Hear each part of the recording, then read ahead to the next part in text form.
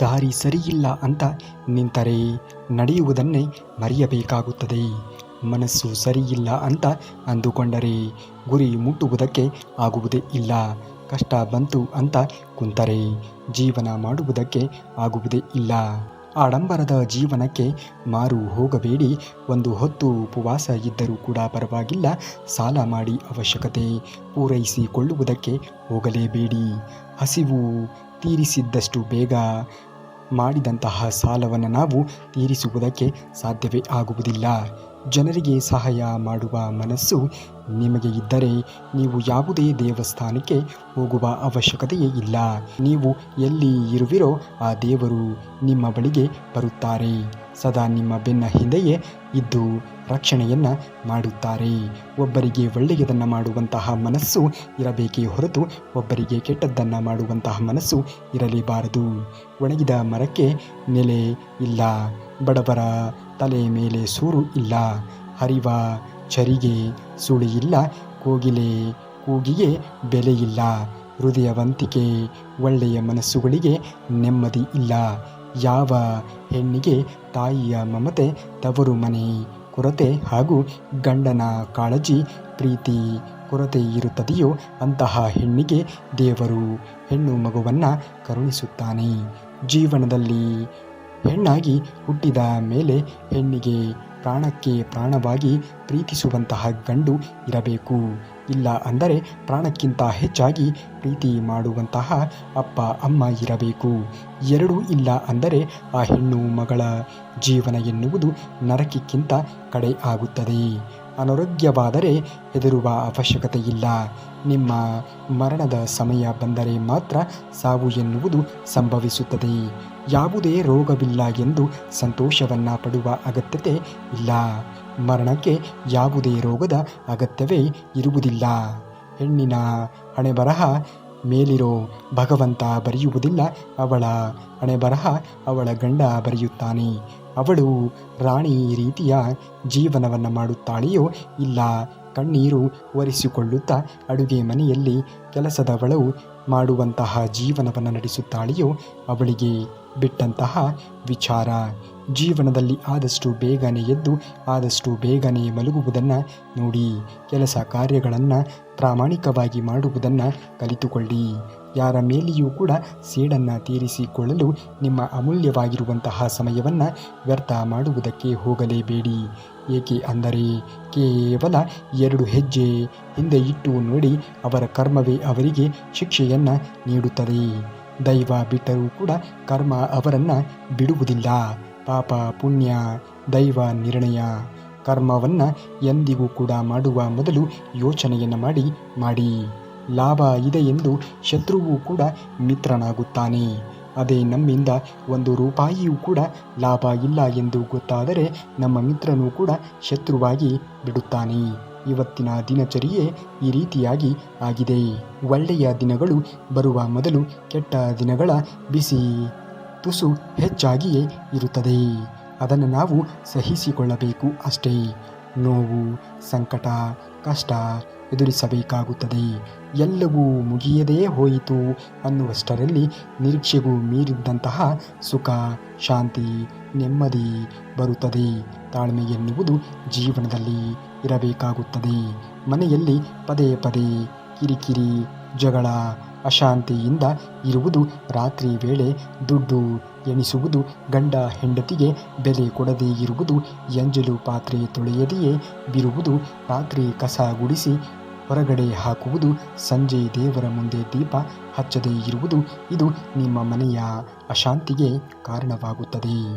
ಹಣಕ್ಕೆ ಬೆಲೆ ಕೊಡುವಂತಹ ಮನುಷ್ಯ ನೀವು ಮಾಡಿರುವಂತಹ ಸಹಾಯಕ್ಕೆ ಬೆಲೆ ಕೊಡುವವರೇ. ನೀವು ಹಾಕಿದ ಅನ್ನಕ್ಕೆ ಬೆಲೆ ಕೊಡದವರು ನಿಮ್ಮಲ್ಲಿ ಇರುವಂತಹ ಮನುಷ್ಯತ್ವಕ್ಕೆ ಬೆಲೆ ಕೊಡುವವರೇ. ಸ್ವಾರ್ಥ ತುಂಬಿದ ಜಗತ್ತಿನಲ್ಲಿ ನಿಮ್ಮ ನಿಸ್ವಾರ್ಥದ ಸೇವೆಗೆ ಬೆಲೆ ಕೊಡುತ್ತಾರೆಯೇ ಹೇಳಿ? ತಪ್ಪು ಇಲ್ಲದ ಮೇಲೆ ತಲೆ ತಗ್ಗಿಸುವ ಅಗತ್ಯವೇ ಇಲ್ಲ. ನಂಬಿಕೆ ಇಲ್ಲದ ಮೇಲೆ ವಾದವನ್ನು ಮಾಡುವಂತಹ ಅವಶ್ಯಕತೆಯೇ ಇರುವುದಿಲ್ಲ. ಬೆಲೆ ಇಲ್ಲದ ಕಡೆ ಪ್ರೀತಿ ಮಾಡಬೇಡಿ. ಒಳ್ಳೆಯತನ ಇಲ್ಲದ ಮೇಲೆ ಒಳ್ಳೆಯ ಮನಸ್ಸು ಕೇಳಲೇಬೇಡಿ.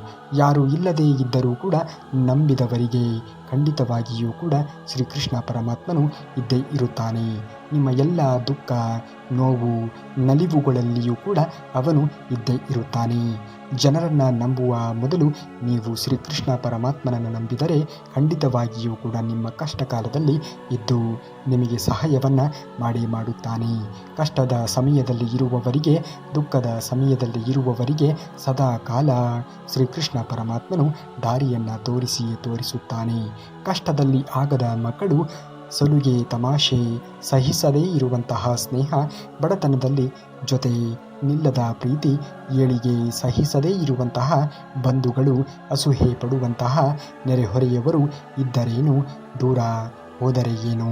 ಪದೇ ಪದೇ ಅನಾರೋಗ್ಯ ಸಮಸ್ಯೆ ಕಾಡುತ್ತಿದೆ. ಆರ್ಥಿಕ ನಷ್ಟ, ಕೆಲಸದಲ್ಲಿ ಯಶಸ್ಸು ಸಿಗದೇ ಇರಬಹುದು.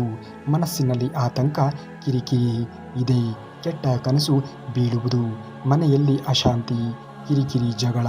ಮನೆಯಲ್ಲಿ ಮಕ್ಕಳು ಪದೇ ಪದೇ ಅಳುವುದು, ಕಿರಿಕಿರಿ ಆಗುವುದು. ಮನುಷ್ಯನಲ್ಲಿ ಈ ಗುಣಗಳನ್ನು ನಾವು ಬಿಟ್ಟು ಜೀವನದಲ್ಲಿ ಒಳ್ಳೆಯ ರೀತಿಯಲ್ಲಿ ಆಲೋಚನೆಗಳನ್ನು ಮಾಡುವುದನ್ನು ನೋಡಬೇಕು. ನಮ್ಮ ಆಲೋಚನೆಗಳು ಯಾವ ರೀತಿಯಾಗಿ ಇರುತ್ತವೆಯೋ ಅದೇ ರೀತಿಯಾಗಿ ನಮ್ಮ ಜೀವನ ಎನ್ನುವುದು ರೂಪಿತವಾಗುವುದು. ಸಮುದ್ರದ ಮೇಲೆ ತೇಲುವ ದೋಣಿಯನ್ನು ಸಮುದ್ರವನ್ನು ಮುಳುಗಿಸುವುದಿಲ್ಲ.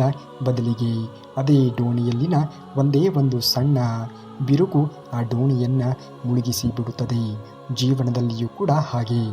ಹೊರಗಿನ ಜನಗಳಿಗಿಂತ ನಮ್ಮವರೇ ನಮ್ಮನ್ನು ತುಳಿಯುವುದಕ್ಕೆ ಕಾಯುತ್ತಾ ಇರುತ್ತಾರೆ. ಯಾರನ್ನೂ ಕೂಡ ಈಗಿನ ಕಾಲದಲ್ಲಿ ಸುಮ್ಮನೆ ನಂಬುವುದಕ್ಕೆ ಹೋಗಬೇಡಿ.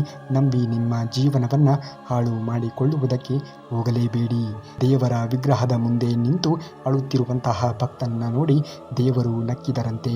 ಏಕೆಂದರೆ ನಾನು ವಿಗ್ರಹ ಆಗುವುದಕ್ಕೆ ಎಷ್ಟು ಹುಳಿಯ ಪೆಟ್ಟನ್ನು ತಿನ್ನಬೇಕಾಯಿತೋ ನನಗೆ ಮಾತ್ರ ಗೊತ್ತು. ನಿನ್ನ ಜೀವನದಲ್ಲಿ ನೀನು ಉದ್ಧಾರ ಆಗಬೇಕು ಅನ್ನುವುದೇ ಆದರೆ ಈಗ ಬಂದಿರುವಂತಹ ಎಲ್ಲ ನೋವುಗಳನ್ನು, ನಲಿವುಗಳನ್ನು ನೀನು ಎದುರಿಸಲೇಬೇಕು ಎಂದು. ಬೆಳಗ್ಗೆ ಎದ್ದ ಕೂಡಲೇ ಇವುಗಳನ್ನು ನೋಡಬೇಡಿ. ಒಣಗಿದ ತುಳಸಿ, ಒಡೆದ ಕನ್ನಡಿ, ನಿಂತು ಹೋದ ಗಡಿಯಾರ, ಮನಸ್ಸು ಮಾತ್ರೆ, ಚಪ್ಪಲಿ, ಕಾಗೆ, ಒಣಗಿದ ಮರ. ದೇವರು ಎಲ್ಲಿಯೂ ಕೂಡ ಇರುವುದಿಲ್ಲ. ನಾವು ಇತರರಿಗೆ ಮಾಡುವಂತಹ ಸಹಾಯದಲ್ಲಿ, ಇತರರಿಗೆ ಹಸಿದಾಗ ಅನ್ನ ಕೊಟ್ಟಾಗ ಅಲ್ಲಿ ನಾವು ದೇವರನ್ನು ಕಾಣಬಹುದು. ದೇವರ ಮನೆಯಲ್ಲಿ ನಿಂತು ದೇವರನ್ನು ಪ್ರಾರ್ಥನೆ ಮಾಡುವುದರಿಂದ ದೇವರು ಒಲಿಯುವುದಿಲ್ಲ. ಇತರರ ಕಷ್ಟದಲ್ಲಿ ನೀನು ನೆರೆಯಾದಾಗ ಖಂಡಿತವಾಗಿಯೂ ಕೂಡ ದೇವರು ನಿನ್ನ ಸಹಾಯಕ್ಕೆ ಬಂದೇ ಬರುತ್ತಾನೆ. ಜಗತ್ತಿನಲ್ಲಿ ಯಾರಿಗೆ ಗಂಡು ಮಗು ದೇವರು ಕೊಡುತ್ತಾನೆ ಗೊತ್ತಾ?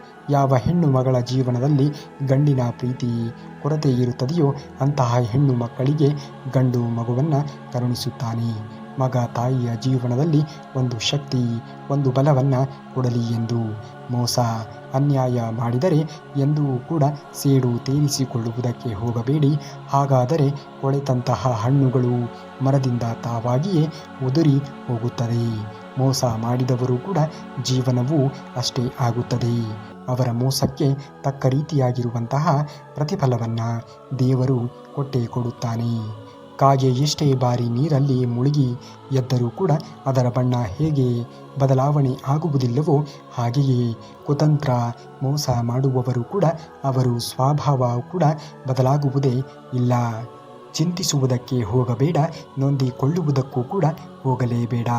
ಬಹಳ ಬೇಗ ನಿನ್ನ ಕೆಟ್ಟ ಸಮಯ ಬದಲಾಗುತ್ತದೆ. ಇದು ಅವರ ಸಮಯ.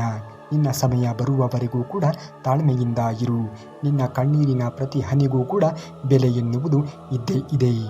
ಭಗವಂತ ಶ್ರೀಕೃಷ್ಣ ಪರಮಾತ್ಮನು ಯಾವಾಗ ನಿನಗೆ ಒಳ್ಳೆಯದನ್ನು ಕರುಣಿಸಬೇಕೋ ಆ ಸಮಯ ಎನ್ನುವುದು ಕೂಡಿ ಬಂದಾಗ ಖಂಡಿತವಾಗಿಯೂ ಕೂಡ ನಿನ್ನನ್ನು ಒಳ್ಳೆಯ ದಾರಿಯಡಿಗೆ ಸಾಗಿಸುತ್ತಾನೆ. ಒಬ್ಬ ವ್ಯಕ್ತಿ ನಿಮ್ಮನ್ನು ಪದೇ ಪದೇ ಕ್ಷಮಿಸುತ್ತಾ ಇರುತ್ತಾನೆ ಎಂದು ಮತ್ತೆ ಮತ್ತೆ ನೋವು ಕೊಡುವುದು ಮೂರ್ಖತನ.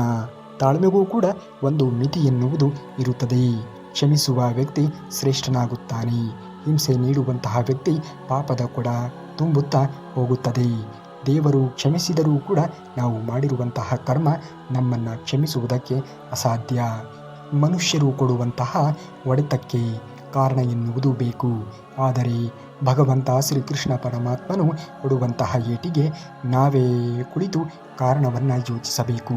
ಏಕೆ ಅಂದರೆ ಭಗವಂತನ ಏಟಿಗೆ ಕಾರಣ ಕೊಡುವುದಿಲ್ಲ, ನಿಮ್ಮ ಕರ್ಮ ಫಲ ಮಾತ್ರ ಕಾರಣವನ್ನು ಕೊಡುತ್ತದೆ. ಕೆಲವರ ಗುಣ ಸ್ವಭಾವ ಅರ್ಥವಾದಾಗ ನಾವೇ ಬದಲಾಗಿ ನಮ್ಮಲ್ಲಿ ನಾವೇ ನೆಮ್ಮದಿ ಸಂತೋಷ ಹುಡುಕಿಕೊಂಡು ನೆಮ್ಮದಿಯಾಗಿ ಇರಬೇಕೇ ಹೊರತು ಅವರನ್ನು ಬದಲಾಯಿಸುವುದಕ್ಕೆ ಹೋಗಲೇಬಾರದು. ಸುಮ್ಮನೆ ನಮ್ಮ ಸಮಯ ಎನ್ನುವುದು ವ್ಯರ್ಥವಾಗುತ್ತದೆ ಎನ್ನುವುದನ್ನು ಮರೆಯಲೇಬೇಡಿ. ಮನೆ ದೇವರ ಆಶೀರ್ವಾದ ಇದ್ದರೆ ಮಾತ್ರ ಯಾವುದೇ ದೇವರ ಪೂಜೆ ಮಾಡಿದರೂ ಅದರ ಫಲ ಸಿಗುತ್ತದೆ. ಸಂತೋಷದಲ್ಲಿ ಇದ್ದಾಗ ಮೈಮರೆತು ಮಾತು ಕೊಡುವುದಕ್ಕೆ ಹೋಗಬೇಡಿ, ಕೋಪದ ಮಾತಿಗೆ ಮಾತು ಸೇರಿಸಬೇಡಿ. ದುಃಖದಲ್ಲಿ ಇದ್ದಾಗ ನಿರ್ಧಾರ ಕೈಗೊಳ್ಳುವುದಕ್ಕೆ ಹೋಗಬೇಡಿ. ಜೀವನದಲ್ಲಿ ತಾಳ್ಮೆ ತುಂಬಾ ಮುಖ್ಯ ನೋಡಿ. ಜೀವನಕ್ಕೆ ಇರುವುದು ಒಂದೇ ದಾರಿ, ಅದನ್ನು ಅರಿತು ಬಾಳುವುದೇ ನಿಜವಾದ ಮನುಷ್ಯತ್ವ. ಇವುಗಳನ್ನು ಜೀವನದಲ್ಲಿ ಎಂದೂ ಮರಳಿ ಸಿಗಲಾರದು. ಪ್ರಾಣ, ನವಯೌವನ, ಸಮಯ ಬಂದು ಹೋಗದೇ ಇರುವುದು ಪ್ರೀತಿ, ಸಂಬಂಧ, ವಿದ್ಯೆ, ಸ್ನೇಹ. ಬಂದು ಮರಳಿ ಹೋಗುವುದು ಆಸ್ತಿ, ಅಂತಸ್ತು, ಅನಾರೋಗ್ಯ, ಕಷ್ಟಗಳು. ಹೆಣ್ಣು ತನ್ನ ಪತಿಯ ಬಳಿ ಬಯಸುವುದು ಇಷ್ಟೇ, ಬೇರೆಯವರ ಮುಂದೆ ತನ್ನ ಹೆಂಡತಿಯನ್ನು ಬೈಯುವುದು, ಹೆಂಡತಿಯ ಮುಂದೆ ಅವಳ ತವರಿನ ಬಗ್ಗೆ ಕೀಳಾಗಿ ಮಾತನಾಡುವುದು, ತನ್ನ ಹೆಂಡತಿ ಮುಂದೆ ಬೇರೆ ಹೆಣ್ಣು ಮಕ್ಕಳನ್ನು ಹೊಗಳುವುದು, ಗಂಡ ತನ್ನ ಮನೆಯವರ ಮುಂದೆ ಹೆಂಡತಿ ಹಾಗೂ ಅವಳ ತವರು ಮನೆಯ ಬಗ್ಗೆ ಯಾಳಿಸುವುದು. ಇದನ್ನು ಎಂದಿಗೂ ಕೂಡ ಮಾಡಲೇಬೇಡಿ, ಏಕೆಂದರೆ ನಿಮ್ಮ ಸಂಬಂಧ ಎನ್ನುವುದು ಆಗಿಂದ ಬಿರುಕು ಬಿಡುವುದಕ್ಕೆ ಶುರುವಾಗುತ್ತದೆ. ಶುದ್ಧವಾದಂತಹ ಮನಸ್ಸನ್ನು ಹೊಂದಿಕೊಳ್ಳಬೇಕಾಗಿರುವುದು ತುಂಬಾ ಅಗತ್ಯ ನೋಡಿ. ಶುದ್ಧವಾಗಿರುವಂತಹ ಆಲೋಚನೆ ನಿಮ್ಮಲ್ಲಿ ಇದ್ದರೆ ಖಂಡಿತವಾಗಿಯೂ ಕೂಡ ನೀವು ಜೀವನದಲ್ಲಿ ಮುಂದೆ ಬಂದೇ ಬರುತ್ತೀರಾ. ಜೀವನದಲ್ಲಿ ಏನೇ ನಡೆದರೂ ಕೂಡ ಎಲ್ಲದಕ್ಕೂ ಕಾಲ ಎನ್ನುವುದು ಸಮಯ ಬಂದಾಗ ಎಲ್ಲವನ್ನ ತಿಳಿಸಿಕೊಡುತ್ತದೆ. ಜೀವನದಲ್ಲಿ ಸಮಯಕ್ಕೆ ಬೆಲೆಯನ್ನು ಕೊಟ್ಟು ಮುಂದುವರಿಯುವುದನ್ನು ನೋಡಿ. ಮನುಷ್ಯನ ಗುಣವೇ ತಪ್ಪು ಮಾಡುವುದಾದರೆ ತಪ್ಪನ್ನು ಕ್ಷಮಿಸಿ ತಿದ್ದುವ ಗುಣ ಆ ಗುರು ಶ್ರೀಕೃಷ್ಣ ಪರಮಾತ್ಮನದ್ದು. ಶ್ರೀಕೃಷ್ಣ ಪರಮಾತ್ಮನನ್ನು ನಂಬಿ ಎಲ್ಲವೂ ಕೂಡ ಒಳ್ಳೆಯದೇ ಆಗುತ್ತದೆ ಎನ್ನುವುದನ್ನು ಮರೆಯಲೇಬೇಡಿ. ಯಶಸ್ಸು ಉದಯಿಸುತ್ತಿರುವಂತಹ ಸೂರ್ಯ ಮತ್ತು ಓಡುತ್ತಿರುವಂತಹ ಕುದುರೆಯ ಚಿತ್ರ ಹಾಕಿದರೆ ಯಶಸ್ಸು ಸಿಗುವುದಿಲ್ಲ. ಯಶಸ್ಸು ಸಿಗಬೇಕಾದರೆ ಸೂರ್ಯನಿಗಿಂತ ಮೊದಲೇ ಎದ್ದು ಕುದುರೆಯ ರೀತಿಯಲ್ಲಿ ಓಡಬೇಕು. ಅಂದಾಗ ಮಾತ್ರ ನಿಮ್ಮ ಜೀವನದಲ್ಲಿ ಯಶಸ್ಸನ್ನು ಕಾಣುವುದಕ್ಕೆ ಸಾಧ್ಯವಾದೀತು. ನಾನು ಎನ್ನುವ ಅಹಂಕಾರ ಮನಸ್ಸನ್ನು ಸುಟ್ಟರೆ ನಾನೇ ಹೆಚ್ಚು ಎನ್ನುವ ದುರಹಂಕಾರ ಜೀವನವನ್ನೇ ಸುಡುತ್ತದೆ. ಜೀವನದಲ್ಲಿ ನೀನು ನೊಂದಷ್ಟು ಗಟ್ಟಿಯಾಗುವೆ, ನೋವು ಸಹಿಸಿಕೊಂಡಷ್ಟು ಬಲಿಷ್ಠನಾಗುತ್ತೀಯ. ನೋವು ಪಾಠವನ್ನು ಕಲಿಸುತ್ತದೆ, ಭಗವಂತನಿಗೆ ಇನ್ನೂ ಹತ್ತಿರವಾಗುವಂತೆ ಮಾಡುತ್ತದೆ. ಜೀವನದಲ್ಲಿ ಬರುವಂತಹ ಎಲ್ಲ ನೋವುಗಳನ್ನು ಕೂಡ ಸಹಿಸಿಕೊಂಡು ಮುಂದುವರಿಯುವುದನ್ನು ನೋಡಬೇಕು. ಕಾಲ ಎಲ್ಲವನ್ನೂ ಕೂಡ ತೋರಿಸುತ್ತದೆ, ಸಹನೆ ಎಲ್ಲವನ್ನೂ ಕೂಡ ಗೆಲ್ಲಿಸುತ್ತದೆ. ನಂಬಿಕೆ ದಾರಿಯನ್ನು ತೋರಿಸುತ್ತದೆ, ಅನುಭವ ಗುರಿಯನ್ನು ತಲುಪಿಸುತ್ತದೆ ಎನ್ನುವುದನ್ನು ಮರೆಯಲೇಬೇಡಿ. ನೇರವಾಗಿ ಮಾತನಾಡುವವರಿಗೆ ಕೆಟ್ಟವರು ಎಂಬ ಪಟ್ಟವನ್ನು ಕಟ್ಟುತ್ತಾರೆ. ನಟಿಸಿ ನಾಟಕೀಯವಾಗಿ ಮಾತನಾಡುವವರಿಗೆ ಒಳ್ಳೆಯವರು ಎಂಬ ಕಿರೀಟವನ್ನು ಹಾಕುತ್ತಾರೆ. ಇದೇ ಈ ಕಲಿಯುಗ. ನೀವು ಸಂಪಾದಿಸಿದ ಒಡವೆ, ವಸ್ತ್ರ, ಹಣ, ಆಸ್ತಿ, ಅಂತಸ್ತು ಇದೆಲ್ಲದಕ್ಕೂ ಕೂಡ ನಾವೇ ಕಾವಲುಗಾರರಾಗಿ ಇರಬೇಕು. ಆದರೆ ನಾವು ಸಂಪಾದಿಸಿದಂತಹ ವಿದ್ಯೆ, ದಾನ, ಧರ್ಮ, ಪುಣ್ಯ ಇವೆಲ್ಲವೂ ಕೂಡ ನಮಗೆ ಕಾವಲುಗಾರರಾಗಿ ಇರುತ್ತವೆ ಎನ್ನುವುದನ್ನು ಮರೆಯಲೇಬೇಡಿ.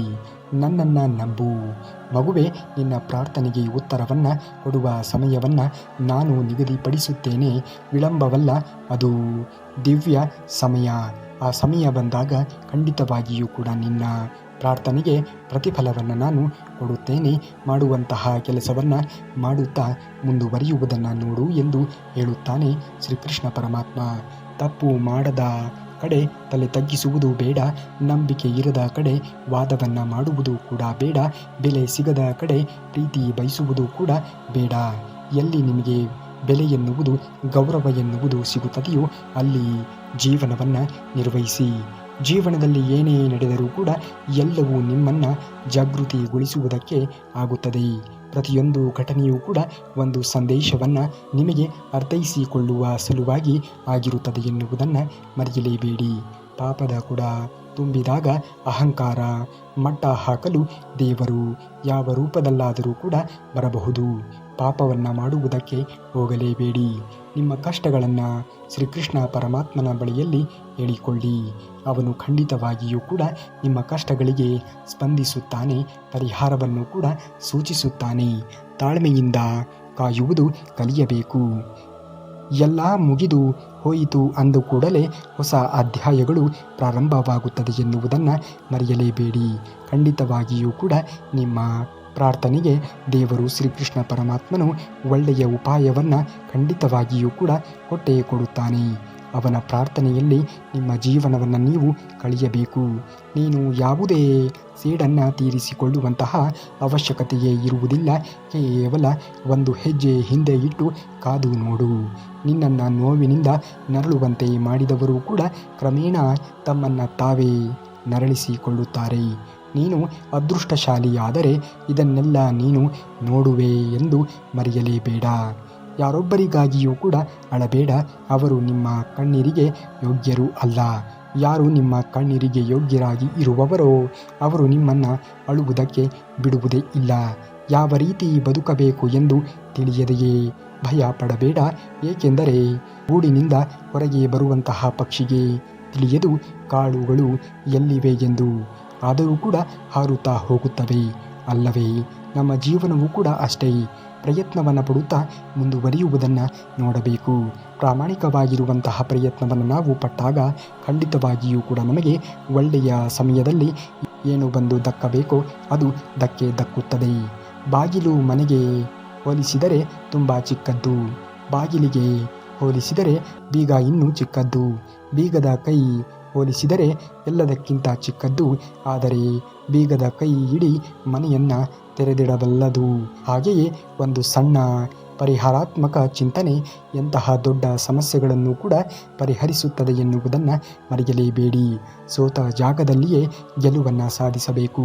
ಅವಮಾನಿಸಿದವರ ಮುಂದೆಯೇ ತಲೆ ಎತ್ತಿ ಬದುಕುವಂತೆ ಆಗಬೇಕು. ಪ್ರತಿಯೊಬ್ಬರಿಗೂ ಕೂಡ ಒಂದು ಕಾಲ ಎನ್ನುವುದು ಬಂದೇ ಬರುತ್ತದೆ ಎನ್ನುವುದನ್ನು ಮರೆಯಲೇಬೇಡಿ. ಕನಸುಗಳಿಗೂ ನನಸುಗಳಿಗೂ ಒಂದೇ ವ್ಯತ್ಯಾಸ.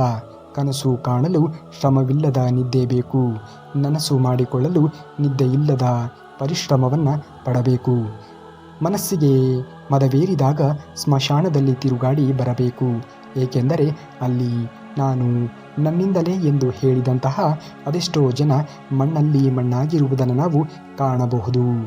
ಅಧರ್ಮದಿಂದ ಶತ್ರು ಕೆಲವು ಬಾರಿ ಗೆಲ್ಲಬಹುದು. ಆದರೆ ಕರ್ಮ ಎದುರಾಗುವ ವೇಳೆಗೆ ಧರ್ಮ ಅವನನ್ನು ಸುಡಲು ಪ್ರಾರಂಭಿಸುತ್ತದೆ. ಅವನ ನಿರ್ನಾಮವನ್ನು ತಪ್ಪಿಸುವುದಕ್ಕೆ ಯಾರಿಂದಲೂ ಕೂಡ ಸಾಧ್ಯವೇ ಇಲ್ಲ. ಹುಟ್ಟು ಸಾವು ಗುಟ್ಟಾಗಿ ಇಟ್ಟ ನೋವು ನಲಿವು ಜೊತೆಗೆ ಕೊಟ್ಟ ಮತ್ತಷ್ಟು ಬೇಕೆಂಬ ಆಸೆಯನ್ನು ಕೂಡ ಇಟ್ಟ. ಸಾಕೆಂದು ಹೇಳುವುದರ ಮರೆತೇ ಬಿಟ್ಟ. ಎಲ್ಲವನ್ನ ಕೊಟ್ಟ ಕಲ್ಲಾಗಿ ಕೂತು ಬಿಟ್ಟ. ಇದೇ ಶ್ರೀಕೃಷ್ಣ ಪರಮಾತ್ಮ. ಎಷ್ಟೊಂದು ಅವಮಾನ ಅಗೌರವ ತಿರಸ್ಕಾರ ಕಹಿ ಸಹಿ ಅನುಭವಿಸಿದ್ದೇನೆ ಎಂದು ಅರಿವಾದಾಗ ಬಯಸಿದ್ದು ಖಂಡಿತವಾಗಿಯೂ ಕೂಡ ಸಿಕ್ಕೇ ಸಿಗುತ್ತದೆ. ರಾಮ ಎನ್ನುವವನೇ ರಾವಣನಿಗೆ ಇಷ್ಟವಾಗಲಿಲ್ಲ. ಕೃಷ್ಣ ಎನ್ನುವವನೇ ಕಂಸನಿಗೆ ಮೆಚ್ಚುಗೆ ಆಗಲಿಲ್ಲ. ಅಂದಾದ ಮೇಲೆ ಎಲ್ಲರ ಮೆಚ್ಚುಗೆಗಾಗಿ ಬದುಕುತ್ತೇನೆ ಅನ್ನುವುದರಲ್ಲಿ ಅರ್ಥ ಎನ್ನುವುದು ಎಲ್ಲಿದೆ ಹೇಳಿ? ನೊಂದ ಹೆಣ್ಣಿನ ಕಣ್ಣೀರು ಶಾಪ. ಒಂದು ವಂಶವನ್ನೇ ಸರ್ವನಾಶ ಮಾಡುತ್ತದೆ. ಹೆಣ್ಣಿನ ಶಾಪ. ಹೆಣ್ಣಿನ ಜೀವನದಲ್ಲಿ ಆಟ ಆಡಿದವರು ಯಾರೂ ಕೂಡ ಉಳಿಯಲಾರರು. ಏಕೆಂದರೆ ಹೆಣ್ಣಿನ ಕಣ್ಣೀರಿನ ಶಾಪಗಳು ಬೇಗನೆ ತಲುಪುತ್ತದೆ. ನೊಂದ ಹೆಣ್ಣಿನ ಪಾಲಿಗೆ ಭಗವಂತ ಯಾವಾಗಲೂ ಕೂಡ ಇದ್ದೇ ಇರುತ್ತಾನೆ ಎನ್ನುವುದನ್ನು ಮರೆಯಲೇಬೇಡಿ. ದಾನ ಮಾಡಿದ ಮೇಲೆ ಕೊಟ್ಟೆ ಅನ್ನಬಾರದು. ತ್ಯಾಗ ಮಾಡಿದ ಮೇಲೆ ನಂದು ಎಂದು ಹೇಳಬಾರದು. ಕರ್ಮ ನಿರಂತರವಾಗಿ ಪಾಪ ಪುಣ್ಯ ದೈವ ನಿರ್ಣಯ. ನೀನು ಮಾಡುವಂತಹ ಕರ್ಮಗಳನ್ನು ನೋಡಿ ಮಾಡಬೇಕು. ಏಕೆಂದರೆ ದೇವರೇ ಕ್ಷಮಿಸಿದರೂ ಕೂಡ ನೀನು ಮಾಡಿರುವಂತಹ ಕರ್ಮ ನಿನಗೆ ಕ್ಷಮಿಸುವುದಕ್ಕೆ ಅಸಾಧ್ಯ. ನೀವೇನಾದರೂ ಶ್ರೀಕೃಷ್ಣ ಪರಮಾತ್ಮನ ಭಕ್ತರೇ ಆಗಿದ್ದರೆ ತಪ್ಪದೆ ಈ ವಿಡಿಯೋಗೆ ಒಂದು ಲೈಕನ್ನು ಮಾಡಿ ಹಾಗೂ ನಾಳೆಯ ಶ್ರೀಕೃಷ್ಣ ಪರಮಾತ್ಮನ ಮತ್ತಷ್ಟು ವಚನಾಮೃತದೊಂದಿಗೆ ಮತ್ತೆ ನಿಮ್ಮ ಮುಂದೆ ಬರುವವರೆಗೂ ಧನ್ಯವಾದ. ಕರುನಾಡಿಗೆ.